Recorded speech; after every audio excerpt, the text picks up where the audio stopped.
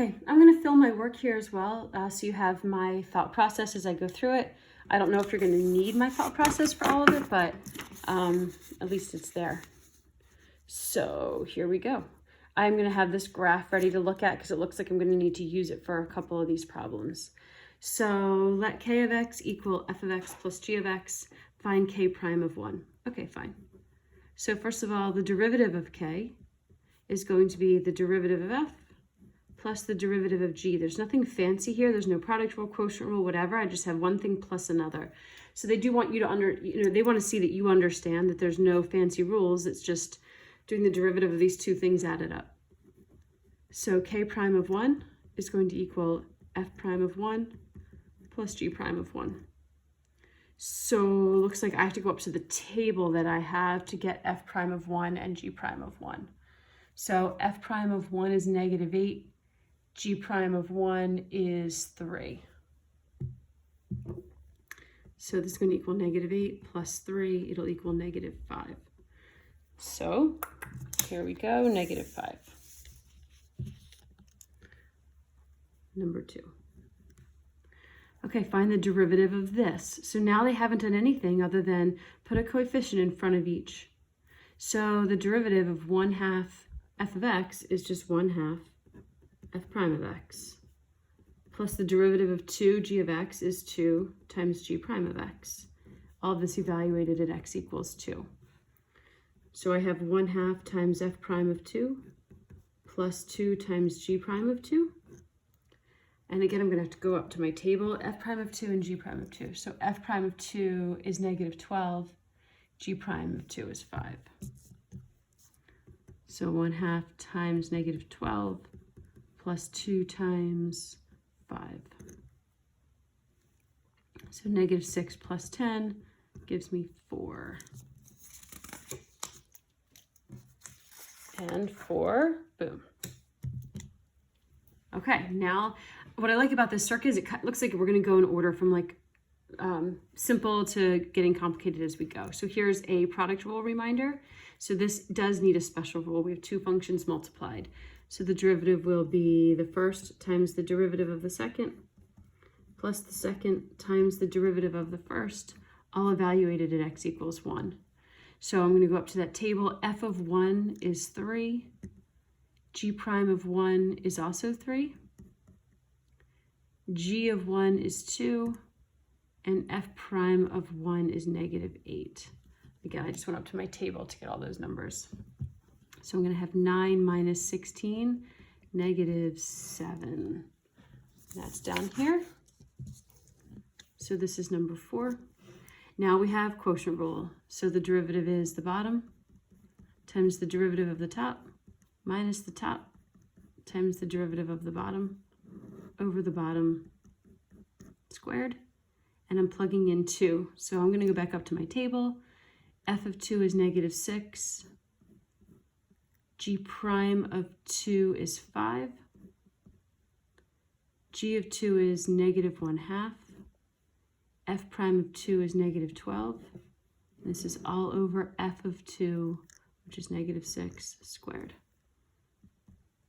So I'm going to have -30 minus 6 over 36. Look at that, -36 over 36, -1. It's a beautiful thing.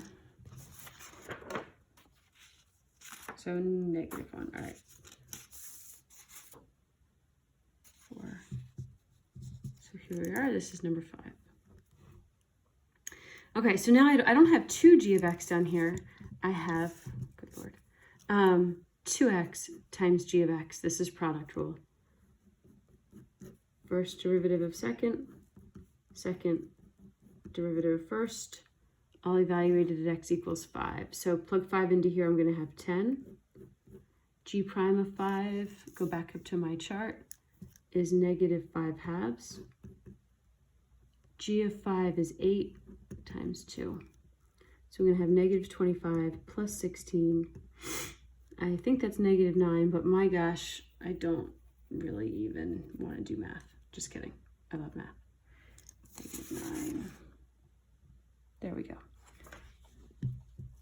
I don't know about your brain, but my brain is hurting. Okay, here's k of x. Find k prime. So we've got 3x squared minus, I'm starting to get a little funky, so I'm going to start getting weird. Sorry.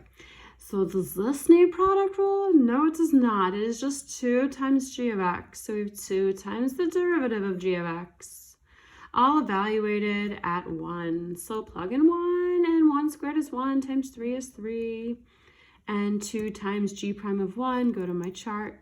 I get 3, so 3 minus 6 is negative 3. And we're going to travel right up here for number 7. Oh, this is good. Okay, quotient rule. So this is one big kind of term on the top. So, oh, you know what? I don't actually need quotient rule because this is a 9 on the bottom. You know what? I think you guys might jump in with quotient rule. So let's handle it that way. So bottom times derivative of top. Derivative of the top will be h prime of x plus 6. So that's bottom times derivative of top minus top times derivative of bottom, 0, over bottom squared. Evaluating all this at x equals 1. So we're going to have 9 h prime of 1. Oh, fancy. That's not my chart. Now I have to go to this graph. Okay, so to figure out what h prime of 1 is, I have to go look at this graph. What the heck is h prime of 1? So if this is h of x, h prime of 1 means the derivative of h. So it means the slope of the tangent line or the slope of h of x. So if I'm looking at 1, the answer is not 3. That's the y value of h, but I want to know what's the derivative at 1. So what's the slope here? The slope of this line looks like we are down 3 over 1, down 3 over 1. So the slope of this line is negative 3, which is the same thing as h prime. And it's not h prime always, it's h prime only at any of these points that are along this line. That's what the derivative will be. So h prime of x is negative 3. Oops, I need a parentheses here. Plus 6. This whole thing is 0. Whoops, so I don't have to worry about that. Over 81. So I'm just going to reduce that. And now I'm going to have 3 over 9, so 1/3. Here we go. Over here. So this is number 8. All right, now evaluate p prime. So p of x is 4 times this quantity. So anytime I have that multiplier can just stay. I don't need to do product rule or anything else. It's a constant, there's no variable in it. So I can just say this is 4 and then times f prime of x plus j prime of x. If it would make you more comfortable to do product rule between 4 and this, go ahead and do it. You're going to end up with a 0 multiplier that's going to cancel out your second term anyway. So that's fine. So evaluating this at 1, we're going to have 4 times f prime of 1. That's in my table. Negative 8. Oops, this is parentheses. Plus j prime of 1. Well, that's in my chart. So here's j of x. J of 1 is here at 2. They want j prime of 1. They want the slope here. Well, actually, the slope happens to also be up 2 over 1, up 2 over 1. So the derivative here, or the slope here, is 2. So j prime of 1 is 2. So I'm going to have 4 times negative 6, or negative 24.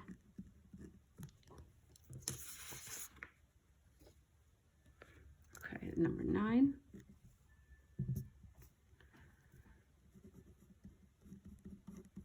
This one should be pretty easy now if you followed along so far. So 7 times h prime of x minus 5 times f prime of x, all evaluated at 5. So h prime of 5, 1, 2, 3, 4, 5. The slope here looks like up 2 over 3.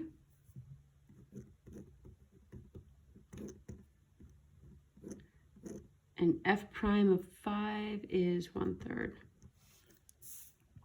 from the table. So we're going to have 14 thirds minus 5 thirds, 9 thirds, or 3. I saw that already. Where's it? So here we go, number 10. Okay, now we've got product rule. First, oops, take out that prime, times derivative of second, plus second times derivative of first, all evaluated at x equals 1. So now it's h of 1. So this, when I'm finding h of 1 without a derivative, I'm going to the graph, and here's h. H of 1 is right here. It's just at a y value of 2. I don't have to worry about the derivative. So h of 1 is 2. J prime of 1, so what's the derivative of j at 1? That's also 2. And now j of 1, whoops, did I get h? Ah, crap. Sorry, go back here. I used the wrong graph for this. Let me start over for that part. Sorry, I'm plugging in 1. H of 1, if I go over to the graph, h of 1 is actually 3.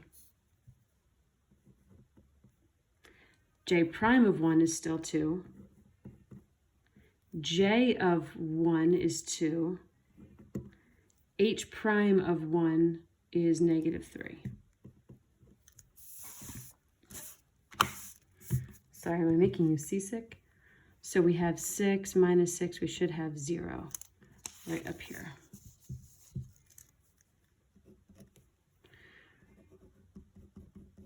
Okay, quotient rule. Bottom derivative of top minus top derivative of bottom over bottom squared. Hello, person. There's my cat. Near death. Fingers crossed. Just kidding. Okay, so I'm trying to think, is there anything else that's going to be on here? All right, fine, we'll keep going. Plug in 5. So h of 5 is 2. J prime of 5 is negative 1/3. J of 5 is 3. H prime of 5 is up 2/3. H of 5 is 2 squared. I'm going to get a fraction. Do I have any problems with our fractions? Yeah, I have a couple. Okay, fine. Gross. So we have negative 2/3 minus 2 over 4. Oh my God, do you hear that sound? My cat is cleaning himself and it's seriously disgusting. Let's see, negative 2/3. How do we want to do this easiest? Let's just make this 6/3. So we have negative 8/3 times 1/4. So negative 2/3. Hooray, that's over here. Okay, so now take the derivative of this. Just a little bit funkier. It makes people feel uncomfortable, but it's just quotient rule. So bottom times derivative of top minus top times derivative of bottom over the bottom squared. And we're plugging in 1. So h of 1 is 2. Plug in 2 for that, we get 2. I'm sorry, plug in 1, whatever, we get 2. Plug in 1, we get 1. H prime of 1 is negative 3. And h of 1 is 2, squared is 4.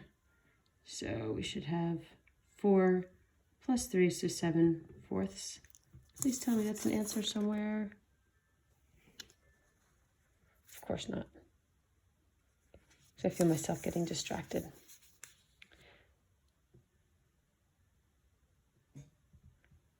I don't know about you, but I am ready for a break. Not like spring break. I get it. We just got back. But this problem is getting on my nerves because I know I made a small mistake somewhere. So I'm going to go finish the work. Actually, I'll just finish it in front of you, whatever. Fast forward if you don't feel like listening. So wait. Bottom derivative of top minus top derivative of bottom over bottom squared. Okay, plug in 1. H of 1. H of 1 is 3. There's the problem. So this should be 6 9/4. Is that an answer on here? Nope. Great. Okay, H of 1 is 3 times 2 minus 1 squared is 1. H prime of 1 is negative 3. On the bottom, plug in 1. All right, keep looking through the thing. 3 squared. This is 9. Okay, now we got it. So this should be 6 plus 3 over 9. So should be 9 over 9, so it should be 1. Oh, it's right there. What do you know? They're so funny. Okay, so it's worth continuing the video because now this one is chain rule. So now it's the first chain rule one that we've got. So the derivative of m is, remember, take the derivative of the outside function, leaving the inside function alone, times the derivative of the inside function. And now plug in 5. So when I do this, I'm going to have h prime of j of 5. So j of 5, I need to go to my chart and see j of 5 is 3. Times j prime of 5. So j prime of 5, the slope there is down 1 over 3. Now I need to go back and find out what is h prime of 3. So what's the derivative of h at 3? So I'm up 2 over 3. So this is 2/3. This is negative 1/3, and I get negative 2/9, which for the love is hopefully on here somewhere. Yes.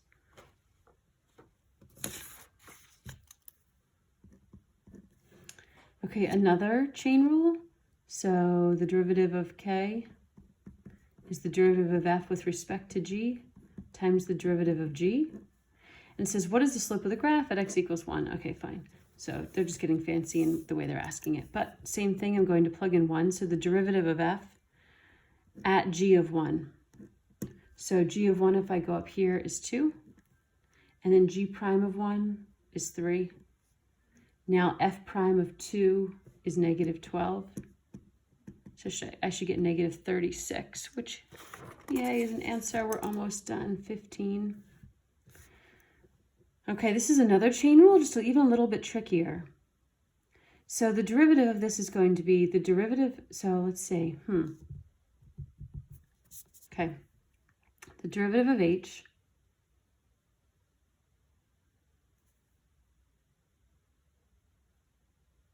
let's see, h of f of 2x plus 1. Okay, all right, the derivative of the outside with respect to what's inside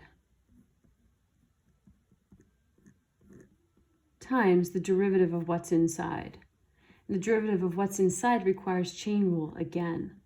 So it's f prime with respect to what's inside times the derivative of what's inside. So there's kind of a double chain rule going on here. I take the derivative of the outside with respect to what's inside, and then I multiply by the derivative of what's inside, but it's a chain rule problem too. So I have the derivative of f with respect to 2x plus 1 times the derivative of 2x plus 1. Okay, all this is being evaluated at x equals 2. I only have one answer left on my thing, so I'm going to go ahead and assume that the answer is negative 2, which would take me to here as the last problem. And then we go through the work on that. So k prime. Now we have product rule.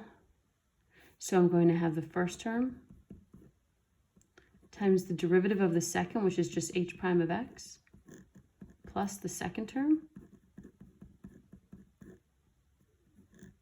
times the derivative of the first, 6 times f prime of x. Plug 5 into all of that, and we should get 6 back to the beginning. Hooray! Goodbye.